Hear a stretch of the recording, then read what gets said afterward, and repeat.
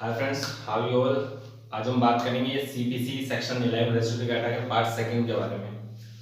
तो हम करेंगे आज सेक्शन 11 का पार्ट से। इसमें आज हम कवर करेंगे एक्सप्लेनेशन 1 से लेके एक्सप्लेनेशन 8 तक। तो देखते हैं एक्सप्लेनेशन 1 क्या कहता है। एक्सप्लेनेशन 1 की बात करें तो एक्सप्लेनेशन 1 बात करता है कि जो भी पूर्व में वाद संस्थित किया गया था उसके संस्थित करने के मामलों को छोड़कर उसके डिसाइड के पक्ष को देखना है कि मान लीजिए दो बात है, एग्जांपल के थ्रू समझते हैं। मान लीजिए सूट 1 है, ये सूट 2 है। सूट 2 यानी वाद 1 वाद नंबर 2। ये जिस दिन संस्थित किया गया उस दिन तारीख थी 16/8/2020। जिस दिन ये सूट संस्थित किया गया उस दिन तारीख थी 18/9/2020। तो देखने से पता चल रहा है कि सूट 2 लेट संस्थित यानी इंस्टीट्यूट किया गया। अब हम बात करेंगे कि डिसाइड कब कब हुए। तो ये वाला सूट डिसाइड हुआ मान लीजिए 15 मार्च 2021 को, और ये वाला सूट डिसाइड हो चुका है कब? 15 जनवरी 2021 को। तो एक्सप्लेनेशन 1 बात करता है कि रेसिड्यू डाटा उस पर अप्लाई होगा जो पहले डिसाइड हुआ हो, ना कि पहले इंस्टीट्यूट हुआ हो। बस सिंपल। अब हम बात करेंगे एक्सप्लेनेशन 2 की। एक्सप्लेनेशन 2 क्या कहता है? एक्सप्लेनेशन 2 बात करता है बेसिकली न्यायालय की सक्षमता की competency of the court. Competency of the court हम इस आधार पर नहीं जांचेंगे कि जिस पूर्ववर्ती न्यायालय ने कोई निर्णय दिया है, कोई मामला विनिश्चित किया है, कि उसकी अपील होगी या नहीं होगी। बस न्यायालय की सक्षमता, न्यायालय की सक्षमता किस आधार पर नहीं देखेंगे कि इसकी अपील होगी या नहीं होगी। अब हम बात करेंगे एक्सप्लेनेशन 3 की। एक्सप्लेनेशन 3 दोस्तों बात करता है कि यदि पूर्ववर्ती वाद में किसी भी व्यक्ति ने, किसी भी पक्षकार ने कोई भी अभिकथन करा है तो दूसरा पक्षकार या तो उसको स्वीकृत करेगा या अस्वीकृत करेगा। सिंपल।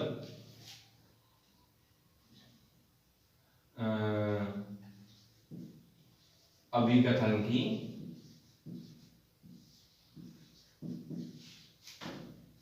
स्वीकृति या अस्वीकृति। ठीक है, ये हम छोटे छोटे कंसिडर कर रहे हैं ताकि छोटा रहे। आप ये तो सुन भी सकते हैं कि मान लीजिए किसी भी व्यक्ति ने, किसी भी पक्षकार ने किसी भी मामले पर पूर्ववर्ती वाद में कोई भी अपना अभिकथन किया है तो दूसरा पक्षकार उसको या तो डिनाई करेगा या एडमिट करेगा। बस सिंपल। अब बात करते हैं हम एक्सप्लेनेशन 4 की। एक्सप्लेनेशन 4 बात करता है कंस्ट्रक्टिव रेसिड्यू डाटा। एक्सप्लेनेशन 4 बात करता है constructive residue data. Constructive residue data से हिंदी में तात्पर्य अन्वयिक प्रन्याय का सिद्धांत। यानी यदि किसी व्यक्ति को या किसी पक्षकार को पूर्ववर्ती वाद में कोई मामला किन्हीं फैक्ट्स के आधार पर उठाना था या कुछ कागजात या डॉक्यूमेंट पेश करने थे और पूर्ववर्ती वाद में वह व्यक्ति उन फैक्ट्स के आधार पर अपने मामले को नहीं उठाता है तो पश्चातवर्ती वाद में भी वो उन मामलों पर उन फैक्ट्स को आधार नहीं बना सकेगा। रेसिड्यू डाटा के अनुसार स्टॉप वो बार कर दिया जाएगा। सिंपल। किसी भी व्यक्ति को कोई भी मामला पूर्ववर्ती वाद में, मान लीजिए वो हार चुका है, वो अब सेकेंडरी सूट ला रहा है, सब्सिक्वेंट सूट कि जी मुझे ये मेरे मामले कुछ डॉक्यूमेंट्स थे, रह गए थे या मेरे गवाह रह गए थे, तो अब मैं चाहता हूं इनकी गवाही हो जाए और आप इन डॉक्यूमेंट्स को देख लीजिए। तो कोर्ट बिल्कुल इजाजत नहीं देगा कि आपको जो उठाना था वो पहले मामले में उठाना चाहिए था। अब सेकेंडरी सूट सब्सिक्वेंट सूट में आप इन मामलों को नहीं उठा सकते, सिंपल। अब हम बात करेंगे एक्सप्लेनेशन 5 की। एक्सप्लेनेशन 5 बात करता है कि वाद पत्र में मांगे गए अनुदोष के बारे में, कि यदि हमने वाद पत्र में कोई अनुदोष मांगा है और कोर्ट हमने मान लीजिए 5 रिलीफ मांगे अनुदोष वाद पत्र में, अब डिग्री में हमें सिर्फ 2 या 3 रिलीफ दिए गए हैं, या 3 दिए गए हैं, 2 नहीं दिए, 2 दिए गए हैं, 3 नहीं दिए, कुछ भी हो सकता है, तो माना जाएगा कि हमारे अनुतोष को नामंजूर कर दिया गया है पूर्ण रूप से। तो इसको याद रखने के लिए हम करेंगे कि अनुतोष की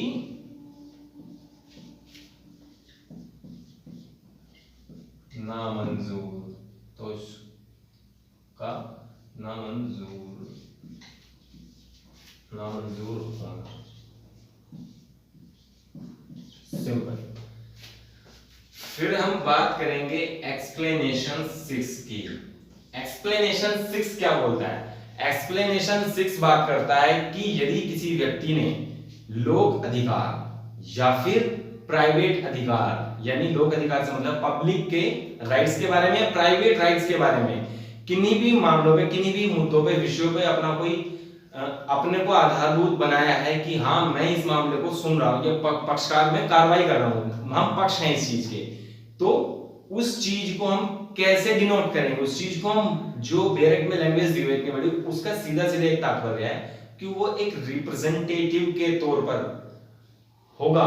तो हम सेक्शन 6 एक्सप्लेनेशन 6 को याद करने के लिए सिर्फ ये बात जानना है कि यहां पर बात की गई है कि जो अधिकार है वो एक रिप्रेजेंटेटिव के तौर पर याद रखें।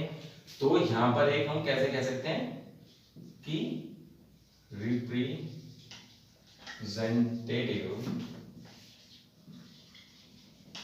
सूट की तरह होगा। रिप्रेजेंटेटिव सूट के बारे में क्या लिखा? Order 1 rule 8, order 1 rule 8। ये इसलिए है ताकि याद करने के लिए ना बेसिक पॉइंट्स हो जाए हमारे पास, हमें इतनी लाइन में याद करना पड़े, हमें याद आ जाएगी। ये छोटे छोटे पॉइंट्स से हम याद रख लेंगे। रिप्रेजेंटेटिव सूट, अब एक्सप्लेनेशन 6 में रिप्रेजेंटेटिव सूट का क्या तात्पर्य है? यही जो हमने बताया कि अगर वह लोक अधिकार के रूप में किन्हीं लोगों के 10 या 20 लोगों के अधिकार के लिए वाद ला रहा है उनकी तरफ से, तो वो रिप्रेजेंटेटिव माना जाएगा। हम उसे याद रखने के लिए सिर्फ ये याद रखना है। अब हम बात करते हैं एक्सप्लेनेशन 7 की। एक्सप्लेनेशन 7, एक्सप्लेनेशन 7 क्या बात करता है? एक्सप्लेनेशन 7 बेसिकली फ्रेंड्स बात करता है कि जो डिग्री होगी, एग्जीक्यूशन ऑफ डिग्री पर भी रेस जुडिकाटा अप्लाई होगा। ये वो सिर्फ इतना कहता है, इसमें इतनी बड़ी लैंग्वेज लिखी हुई है, उसका तात्पर्य है कि डिग्री के एग्जीक्यूशन पर भी सेक्शन 11 के उपबंध लागू होंगे। यानी अगर डिग्री एग्जीक्यूट की जाती है और एक बार जो डिग्री एग्जीक्यूट कर दी, उस पर फिर हम ये नहीं कहेंगे कि जी दोबारा ये कर दीजिए, ये नहीं, उस पर रेस जुडिकाटा अप्लाई होगा। बेसिकली हमारा एक्सप्लेनेशन करने का तात्पर्य क्या है? हम एक्सप्लेनेशन में हमने जो भी जानना था, जो 5 कंडीशनें जानी, वो हमने देख ली पहले पार्ट में कि सेक्शन 11 जो है बार करता है कब, यदि वो 5 कंडीशन पूरी फुलफिल हो रही हो। बट एक्सप्लेनेशन 8 भी है कि अगर ये कंडीशन भी होंगी तो भी रेस जुडिकाटा लगेगा। तो ये एक तरह से 8 मेन पॉइंट है। तो 7वां जो एक्सप्लेनेशन है वो बात करता है कि जो एक बार डिग्री एग्जीक्यूट हुई और जो डिग्री में जो अनुतोष या जिसके भी फेवर में या विरुद्ध में जाएगी, तो वो फाइनल मान जाएगा, उसको फिर बदलेंगे नहीं, उस पर रेस जुडिकाटा का बार लगेगी यदि हम दोबारा एग्जीक्यूशन में उसको बदलने की बात करते हैं। तो हम यहां लिख देंगे कि डिग्री के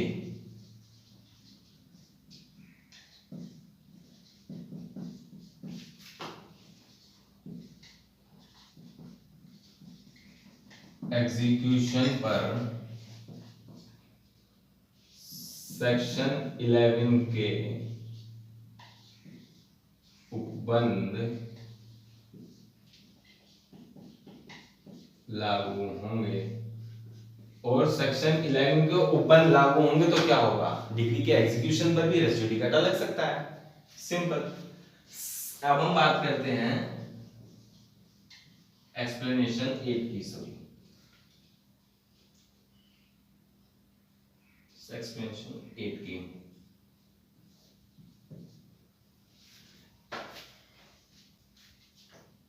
तो एक्सप्लेनेशन 8 बात करता है फ्रेंड्स, बहुत इंपॉर्टेंट है, वो ध्यान से सुनिएगा। एक्सप्लेनेशन 8 बात करता है कि फाइनली हर्ड एंड डिसाइडेड, यानी यदि पूर्ववर्ती न्यायालय ने किसी मामले को पूर्ण रूप से विनिश्चित कर दिया है, तो उस मामले को हम फिर सब्सिक्वेंट सूट में ये नहीं कह सकेंगे कि पूर्ववर्ती न्यायालय उस मामले को सुनने के लिए सक्षम नहीं था। किसी भी वाद या विवाद पर कोई भी पूर्ववर्ती न्यायालय यदि अपना कोई मामला देता है, यानी अपना कोई डिसीजन देता है, अपना कोई डिसीजन देगा, तो उस मामले के विनिश्चित होने के पूर्ण पश्चातवर्ती वाद में हम ये नहीं कह सकेंगे कि पूर्ववर्ती वाद उस मामले का विनिश्चित करने के लिए सक्षम अधिकारिता नहीं रखता। तो हम इसे याद करने के क्या लिखेंगे कि heard and finally decided, heard and finally decided by previous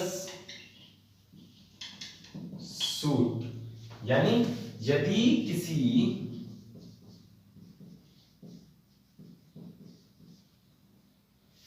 इसको ऐसे कर लीजिए कि पूर्ववर्ती न्यायालय द्वारा विनिश्चित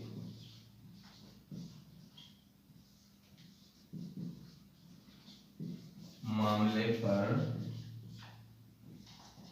यह नहीं कहेंगे